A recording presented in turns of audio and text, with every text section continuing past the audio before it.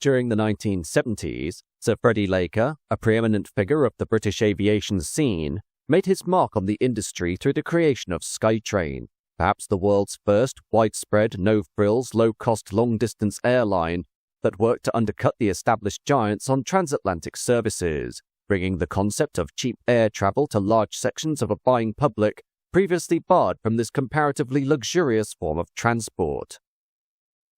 However, Laker's brave new venture into an untapped market drew the ire of powerful enemies, determined not to have their commercial performance threatened by this new upstart, and thanks to conspiring forces, together with wider economic concerns, Laker's Skytrain vision was lost only a few years after it had begun, but through its failure would rise many keen facsimiles that would reshape the airline industry forever. The story begins with the eponymous Sir Freddie Laker, a long-standing fixture of Britain's vast aviation industry who had pursued his early fascination with flight back in his teenage years, Laker gaining his flying and engineering qualifications during World War II, before immediately making his mark on the business through his considerable corporate acumen, specifically his ability to purchase surplus wartime aircraft and repurpose them for commercial use via his aviation traders company. Laker's moment of glory came with the Berlin airlift in 1948, where following the closure of all land-based routes into and out of the occupied German capital by the Soviet Union, an aerial corridor was established to deliver the necessary supplies to a besieged population facing starvation. Laker repurposing dozens of former wartime aircraft for use in the airlift, thus cementing his name in the annals of British aviation history. Going into the 1950s, Laker operated both the Aviation Traders Company alongside various airline ventures, including Air Charter, a private passenger and freight charter company, and Channel Air Bridge, a carrier that specialized in the conveyance of passengers and cars across the English Channel, with Aviation Traders attempting to branch out beyond its primary conversion and second-hand resale work into the realm of creating dedicated aircraft models under its own name. Sadly, attempts to create bespoke models failed to meet the desired results. The ATL-90 Accountant turboprop of 1957, as an attempted competitor to the upcoming Hawker Siddeley HS748, garnering no commercial interest and thus being scrapped after one prototype. Laker, in order to cover the costs of the ultimately fruitless ATL-90 project, selling his shares in Air Charter, Channel Air Bridge and Aviation Traders to the Airwork Company during 1958, so as to drum up the capital to save his firms. However, opportunities presented themselves through the motions of the Conservative government of Prime Minister Harold Macmillan, who sought to reduce the monopoly held by the flag carriers of the UK, BOAC and BEA, by encouraging the merger of the largest independent airlines into major private companies that could present a cumulative capital on par with the state-owned firms. In July 1960, British United was formed through the merger of Airwork Services and Hunting Clan Air Transport, making it the largest wholly private airline based in the United Kingdom at the time, with Laker being appointed chief executive, BUA from its Gatwick base being able to build up a network of scheduled and unscheduled routes, and even lay the foundations for domestic competition with British European Airways. Such was the influence of BUA, combined with Laker's enthusiasm towards the project, the company garnered a major breakthrough as the launch customer for the new BAC 111 short-haul airliner ahead of the state-owned BEA, but before long a conflict of personalities within the upper management at BUA, specifically with the airline's chairman Miles Wyatt, saw Laker quit the position of CEO at the end of 1965. 2 months later, in February 1966, though, Laker announced his return to the skies in the form of his eponymous Laker Airways, which, from its Gatwick hub, would operate an initial fleet of ex-BOAC Bristol Britannias, the first flight for Laker being on July 29, 1966, which originally operated under contract to Air France. Laker's establishment of his own airline was well-timed, as during the 1960s, growing incomes had raised aspirations and stimulated a demand for air travel among people who could not previously have afforded the fares being charged by the major airlines, with most holidaymakers being initially content to fly to Mediterranean resorts as a simple means of enjoying the sun within easy distance from Britain. By the end of the decade, though, a new demand was emerging for similarly low-cost fares between Europe and destinations in North America, and the travel industry sought to oblige them through a variety of means, with the smaller independent airlines seeking ways around the rules put in place by governments to protect their national carriers, by way of signing up with tour operators to create a new market dubbed Inclusive Tour Holidays. The Inclusive Tour Holiday was a revolutionary form of foreign travel for European customers wishing to visit the United States, Canada, and the Caribbean on a limited budget, with the flights and accommodation being packaged together and sold at prices the market would bear, rather than what was decreed by governments.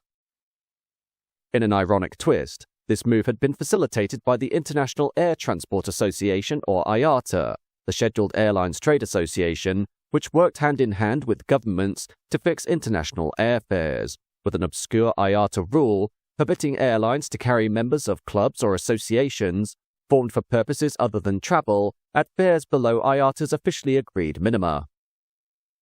Thus, as long as tickets had been booked at least 3 months in advance by fully paid-up members of an officially recognized organization, low-cost air travel across the Atlantic was thereby possible, and by 1970 the number of transatlantic travelers had jumped to 8 million passengers during that year alone, of which 1.4 million were flying as members of affinity groups.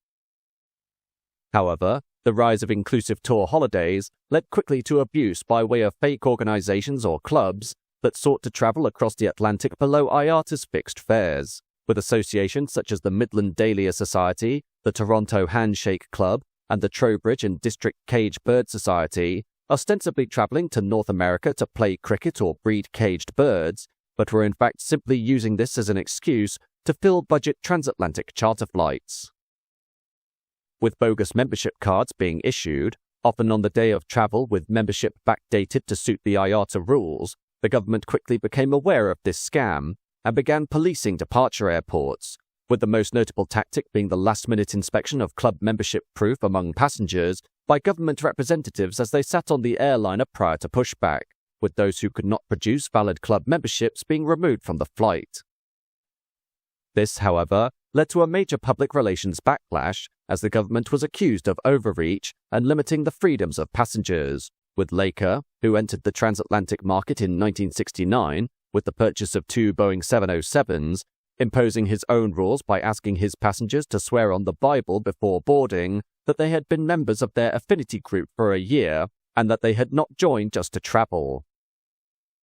Laker's more honourable methods of avoiding this circumstance, though, were sadly misplaced, as was demonstrated in March 1971, when 38 passengers had to be removed from a 707 about to leave Gatwick for New York, following a warning from the Department of Trade and Industry, while 2 months later, 46 people were revealed to be falsely posing as members of the US Left Hand Club, with the flight being delayed for 3.5 hours as inspectors interrogated the passengers in a raid filmed by independent television news.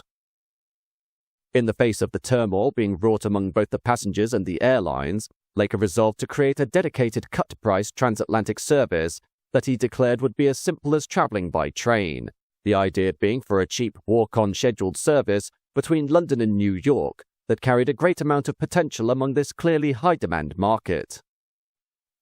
Thus, in June 1971, Laker announced at a press conference his proposed low-cost operation across the Atlantic, with a single summer fare to be as little as £37.50 or £447 in 2024, thereby presenting a direct challenge to the British and American governments to liberalise air travel and reduce prices. Meanwhile, the aviation authorities continued to court public opposition through their increasingly harsh regulations against charter operators, with the American Civil Aeronautics Board, or CAB, revealing that it had compiled a list of 217 charter flights by Laker Airways, which it claimed it included bogus affinity groups. This report also affected the short-lived charter airline Donaldson International Airways, with the CAB requiring both British carriers to submit information 25 days before each flight to prove they were abiding by the regulations, the impact of which was profound for both carriers, especially Laker, whose number of transatlantic charters his airline was able to operate being slashed from around 150 in 1971 to only a dozen the following year. For Donaldson International, This collapse in charter services was essentially the death knell to the carrier, and with their lucrative transatlantic operations essentially being robbed from them, the airline would struggle on conducting ad hoc charter work elsewhere, including the evacuation of Asians from Uganda in 1972 under the brutal premiership of Idi Amin until 1974, at which point the company collapsed when their trio of Boeing 707s were repossessed by Lisa Pan Am. Ultimately, with matters coming to a head, the authorities and the travel trade reached a compromise, the outcomes of which were that the Affinity Group rules would be replaced by much simpler advanced booking charters, which required an initial 4-week advanced booking period, though this was later reduced to 2. Laker, however, refused to acknowledge the advanced booking charter concept, considering that, much like the Affinity Group system, it would be easily prone to abuse, and thus the vicious cycle of government overreach would start again, his view being that charter and scheduled operations were completely different and thus could not be pigeonholed under a single regulation, with his proposal for a low-cost carrier being developed to appeal to a wholly new market. To support his budding project, Laker, to replace his 150-seat Boeing 707s, identified the 345-seat McDonnell Douglas DC-10 as the ideal choice for his proposed low-cost operation, requiring a break-even load factor of 52% when compared to the 63% for the 707, his biggest hurdle being the financing necessary to procure 2 DC-10-10s from the Japanese conglomerate Mitsui, to which he was able to negotiate a superb deal on their purchase. Ironically, one of these DC-10s had the distinction of being the first flight to operate under the brand new advanced booking charter system during March 1973, when it flew 250 passengers from Manchester to Toronto, though regardless, Laker, with significant public and market support, was soon able to gather the influence necessary to combat the stiff regulations being implemented by the British and American governments. During the autumn of 1973, a 3-day hearing was conducted with the British Civil Aviation Authority, or CAA, as to the formation of what was now dubbed Laker's Skytrain project, the application for this scheme being ultimately approved on several conditions: that off-season capacity would be limited to the 150-seat load factor of a smaller Boeing 707, meaning the DC-10s would fly at less than half full, and it would have to be based at Stansted rather than Gatwick, an airport much harder to reach from central London. Nevertheless, Laker now had a 10-year operating license for Skytrain, while under the terms of the US-UK Air Services Accord, known as the Bermuda Agreement, the American authorities were obliged to endorse Laker's designation and issue a foreign carrier permit, though the CAB chose to drag their feet on the matter so as to protect their own carriers such as Pan Am and Transworld Airlines. 6 months later, the government in Britain changed from a Conservative to a Labour premiership under the second administration of Prime Minister Harold Wilson, with the newly elected Labour Party being even more fervent in their desire to preserve the market share of the state-owned flag carrier British Airways, which had been created through the unification of BOAC and BEA during the same month after a 2-year transition period. Not willing to allow Laker, who was considered merely an upstart by the Labour Parliament, to take a cut of British Airways' place on the transatlantic market, the government undertook a variety of underhanded means to ensure his Skytrain would never fly, with Trade Secretary Peter Shaw and Junior Minister Stanley Clinton Davis assuring Laker that they were still pressing the Americans to approve his 10-year operating license despite no progress being made. Laker was, however, well aware of the state's intentions and would eventually accuse Shaw of acting illegally to halt the launch of his airline, supported further in the wake of the 1973 oil crisis and amid the wider capacity crisis for the North Atlantic market, with the new civil aviation policy giving British Airways an essential clean sweep of routes to North America, while leading independent airline British Caledonian was provided marginal capacity on the run so as to avoid accusations of state monopolies. Laker Airways, though, received no routings across the Atlantic, and with the airline magnate furious as to these motions, he denounced the Department of Trade and Industry as gangsters during an appearance at an international conference, supported by the fact that British Airways had now been granted 94% of the UK aviation market for routes to North America, while British Caledonian had 6%. Thus, Laker took the matter to the government, when during a press conference being held by Shaw to denounce his claims and withdraw his operating license, Laker appeared and forced the minister off the stage, with journalists brushing officials aside in order to hear the protests of the persecuted businessman. Legal action ensued, with Laker losing the initial case, but was ruled in his favour at appeal, with Master of the Rolls Lord Denning determining that, in seeking to block Laker, the government was acting illegally, Shaw, by this point, having been replaced by the more moderate Edmund Dell, who decided against an appeal to the House of Lords. The result was that the civil servants Laker had previously denounced were now working to support his Skytrain service, but with the CAB continuing to drag its feet on the matter, the UK government, amid various other long-standing disagreements between the British and American aviation authorities, chose to abandon the Bermuda Agreement in 1976, calling for its renegotiation. The resultant Bermuda II agreement, seeing Laker allowed slots in New York in exchange for Pan Am and TWA, maintaining their slots at Heathrow. US President Jimmy Carter thus gave his approval for Laker to operate into the United States, but this was rapidly followed by British Caledonians' severe protests against the appearance of another UK independent airline on a market segment of only 6% below British Airways, fearing that they would be undercut on these primary routes and lose a large chunk of their business to Laker. Regardless, after years of fighting against government obstacles, the first Skytrain service, operated by DC-10 Golf Alpha Zulu Zulu Charlie Eastern Bell, departed Gatwick at 16:28 on September 26, 1977, the culmination of his 6-year battle for a cut-price, no-frills transatlantic operation, with 234 passengers from 22 different countries having queued inside the terminal for their £59 one-way tickets since the previous day. Following its inaugural flight, the Skytrain went from strength to strength, with Los Angeles, Miami, and Tampa now within the reach of British travellers for the cost of a good suit or a high-end restaurant bill, Laker, for his efforts, being rewarded in 1978 when he was knighted by Queen Elizabeth II. Laker Airways, against an initial forecast load factor of 50% by the winter of 1978, instead seeing an 80% load factor by the summer of the same year. Laker may have been riding high, but his transatlantic adversaries refused to surrender completely, offering cut-price standby tickets that were initially sold at Heathrow, until the frustrated British Airports Authority, who operated the airport, took BA, Pan Am and TWA to court in order to prevent this from happening, due to queue lengths that would foul the efficient operation of the terminal, leading to customer queues being transferred from Heathrow to central London.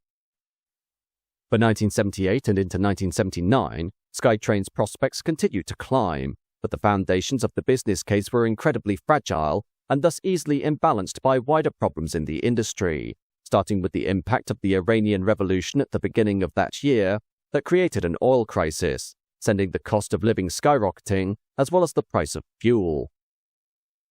A few months later, in May 1979, American Airlines Flight 191, a Douglas DC-10, crashed shortly after takeoff from Chicago O'Hare Airport due to the portside engine separating from the wing during the takeoff roll, leading to the deaths of all 273 people aboard and the temporary grounding of all US-registered DC-10s and the banning of the type from US airspace amid its already controversial safety record, these events only serving to hamper Laker's planned expansion of the firm's network. However, Laker continued to press on with his ambitious network growth, which would be based on the purchase of 2 additional DC-1010s and 5 longer-range DC-1030s during 1979 and 1980, though the financial commitments to these new airliners was one the company had not the capital to burden amid the economic recession caused by the Iranian Revolution. Despite this, Laker's grandiose proposals for the company continued even in the face of stagnation during 1979 and 1980, with applications being made for a one-stop Skytrain service between London and Australia that would include a first-class section dubbed Pullman, the outline plan being to work 3 flights per week each to Sydney and Melbourne respectively, and 1 to Perth. Ultimately, the concept of a low-cost UK-Australia service was considered by the CAA to be not economically viable when compared to British Caledonian's more conventional scheduled service between Gatwick and 4 Australian destinations via Colombo at 4 flights a week each way, with Laker's market growth forecast being deemed over-optimistic, his stimulation factors unreal, and his fares intentions vague, thus leading to the proposal being withdrawn in 1980. In 1979, the British government allowed for open competition on the lucrative London to Hong Kong route as a means of increasing capacity on this vital colonial service that had been monopolised for years by the 10 times a week British Airways service, with Laker once again taking part in a corporate battle against British Caledonian and the Hong Kong-based Cathay Pacific for control of this run. Under Laker's proposal filed to the CAA, a Skytrain service from Gatwick to Hong Kong's Kai Tak Airport via Sharjah would be operated with single-class 380-seat DC-1030s, with long-term intentions being to procure Boeing 747-200s in order to meet the increasing demand, Laker being best placed to serve this route, as analysis by the CAA showed the bottom end of the economy market was the most underserved segment due to the scarcity of low fares. In contrast, British Caledonian and Cathay Pacific stated that Skytrain would flood the market with cheap seats that risked undermining profitability without doing anything to alleviate the shortage of premium seats. But despite Laker declaring his service would stimulate the market by meeting untapped demand from people who could not afford to fly this route because of BA's high fares, the CAA awarded the license to British Caledonian to operate unlimited scheduled services between London and Hong Kong via Dubai. This, however, caused a major stir among the management at Cathay Pacific and the Hong Kong government, who considered that Cathay Pacific had been deliberately excluded from one of the world's most lucrative routes, creating political tensions due to the contributions of Cathay Pacific in helping to serve the wider British economy and for placing orders in Rolls-Royce RB211-powered Boeing 747s. An appeal by both Laker and Cathay was thus lodged with John Knott, the Secretary of State for Trade and Industry, against the CAA's award of a license exclusively to British Caledonian, with Knott overturning the CAA's decision and thus allowing all 3 airlines to operate the route without restriction, Cathay working 3 flights a week between Gatwick and Hong Kong from July 1980. For Laker, he again had bigger plans with the Hong Kong service by proposing that it should link up with the Los Angeles Skytrain flight in order to create Globe Train, crossing the Pacific via Honolulu and Tokyo to create the first daily round-the-world through service by a British airline in both directions.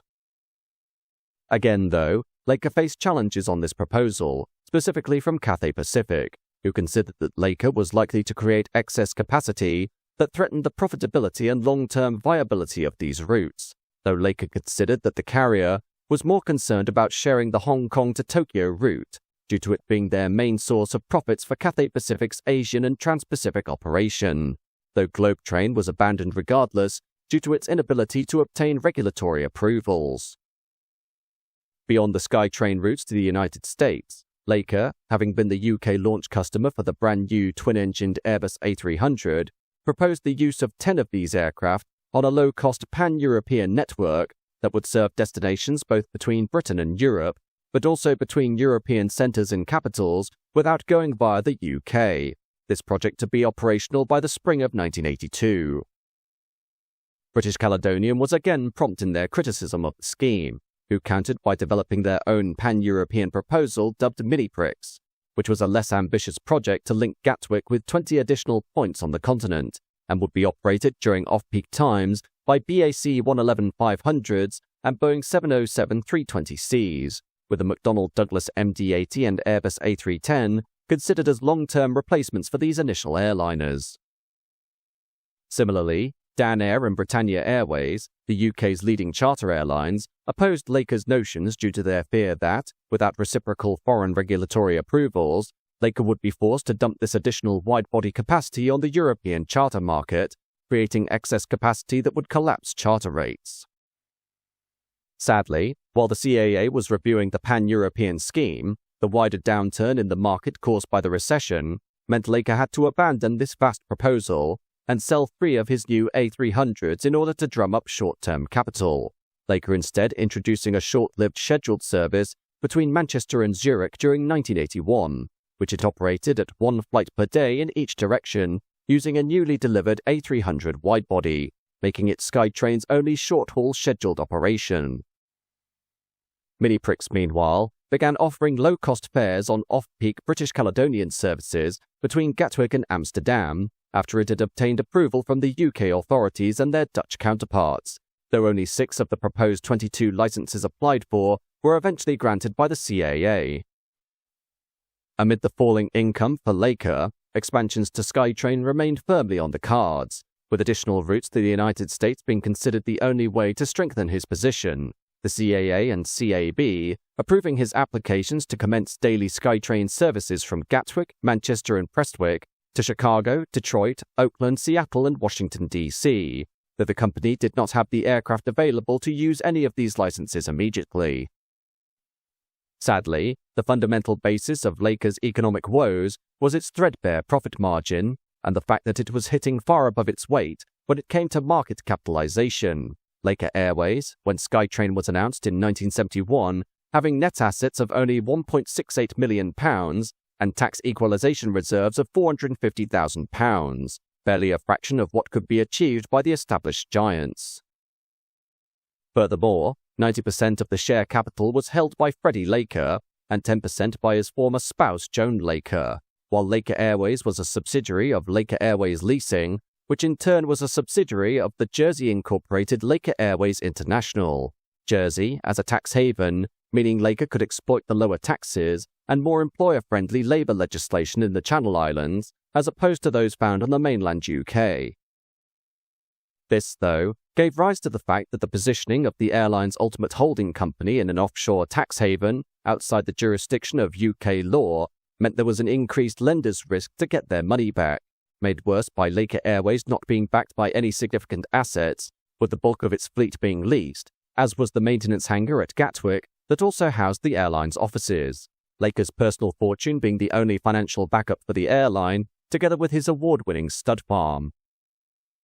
With Laker now struggling to maintain its financial footing, being dependent solely on a business case that demanded at least half-full loadings all year round, its competitors on both sides of the Atlantic moved in to finish the Skytrain, starting in October 1981, when Pan Am dropped its lowest economy fares by up to 66%, causing Laker to respond by introducing a discounted premium cabin branded Regency Class, which only served to add to its economic woes. By the end of the 1982 winter season, there was insufficient traffic to support 4 airlines competing across the North Atlantic during the shoulder period between January and March, with British Airways and TWA also dropping their fares by up to 60% to try and undermine Laker's decreasing market share. Skytrain's loads and cash inflow eventually halving between October 1981 and February 1982. The final blow to Laker Airways came when British Caledonian and other European operators of the DC-10 warned McDonnell Douglas and General Electric, the engine provider for the DC-10, that if either of these companies moved forward with a rescue contract with Laker, they would cease all business with them, a devious move that could not be burdened by either firm, especially McDonnell Douglas, who was still trying to recover their tattered reputation following the DC-10 disasters of the 1970s. With this, McDonnell Douglas and General Electric called off their rescue plan, and on February 5, 1982, Laker Airways collapsed due to the calling in of its unpaid £5 million worth of airport landing and parking charges to BAA, Laker, at the time of its failure, presenting a debt of £270 million, making it the largest corporate collapse in Britain at the time. With Skytrain grounded and its former assets sold on, Laker continued to battle those who he considered had conspired to have his airline shut down, with his legal suit for conspiracy to put his airline out of business by predatory pricing against IATA member airlines, including British Airways, British Caledonian, Pan Am, TWA, Lufthansa, Air France, Swissair, KLM, SAS, Sabena, Alitalia, and UTA, netting him an out-of-court settlement of £50 million. For British Airways, the company was in the process of being privatised by the government of Prime Minister Margaret Thatcher, though due to the outcomes of the Laker lawsuit, a separate out-of-court agreement with Laker personally for £8 million was achieved, but in so doing pushed back the proposed privatisation of British Airways from 1984 to 1985 due to this financial hit, followed by a secondary agreement during 1985 to contribute an additional $35 million to Laker. In the end, Laker was able to pay off his outstanding debts of $69 million, while his former fleet of airliners were quickly reallocated to other operators, including 2 DC-10s that joined the fleet of British Caledonian Charter, 4 BAC-111s to British Caledonian itself, and 2 Airbus A300B4s to Air Jamaica. Since its demise, the Laker Airways name has taken to the skies again on several occasions, the first being in 1992 as a Bahamas-based regional carrier, to which Laker lent his name and operational expertise. This carrier, comprising 2 Boeing 727s, and operated scheduled non-stop services between Freeport, Baltimore, Birmingham, Alabama, Chicago, Cincinnati, Fort Lauderdale, Greenville, South Carolina, Memphis, Raleigh, North Carolina, Richmond, Virginia, and West Palm Beach, Florida, this airline operating until 2005. In July 1996, another Laker Airways was formed through Sir Freddie Laker and Texas oilman Oscar Wyatt, which leased a fleet of 4 McDonnell Douglas DC-10s on twice-weekly, low-fare, high-quality scheduled flights between Fort Lauderdale and London Gatwick, followed by similar services linking Orlando with Manchester and Glasgow Prestwick.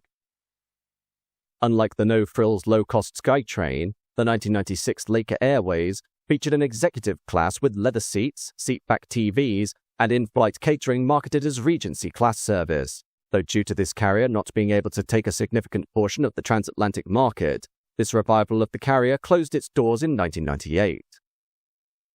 Finally, in June 2013, Laker Airways Limited was incorporated as a company in England and Wales, this being a division of a larger aviation training, recruitment and consultancy firm, and was registered at offices near to Liverpool's John Lennon Airport, this company eventually being dissolved in September 2014. However, while Skytrain was gone, the impact it had on the aviation industry was beyond profound, with Richard Branson, a friend and admirer of Laker, establishing his own lower-cost transatlantic rival to the established flag carriers in the form of Virgin Atlantic during 1984, which itself was subject to various attempts at conspiracy by the major airlines, including British Airways, under what was known as the Dirty Tricks scandal of 1993. Nevertheless, Virgin Atlantic, unlike Laker's Skytrain, is not a fully no-frills operation, providing a multi-class configuration that is in direct competition with those arrangements found aboard the likes of British Airways, American Airlines, and other rivals, and is now one of the primary air services connecting Europe and North America.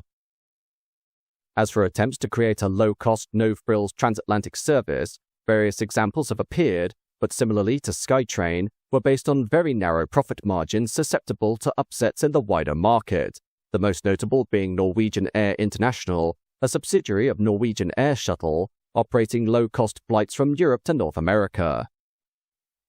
However, much like Laker, Norwegian International faced a catastrophic downturn in the market caused by the COVID-19 pandemic, as well as one of its primary fleet members, the Boeing 737 MAX 8, being grounded worldwide following a series of fatal crashes, Norwegian opting to reorganize its operations, as per other low-cost carriers, to an entirely short to medium-range service, with long-haul flights ending in 2021, though Norse Atlantic Airways, launched in 2022, has followed with a similar low-cost long-haul business case.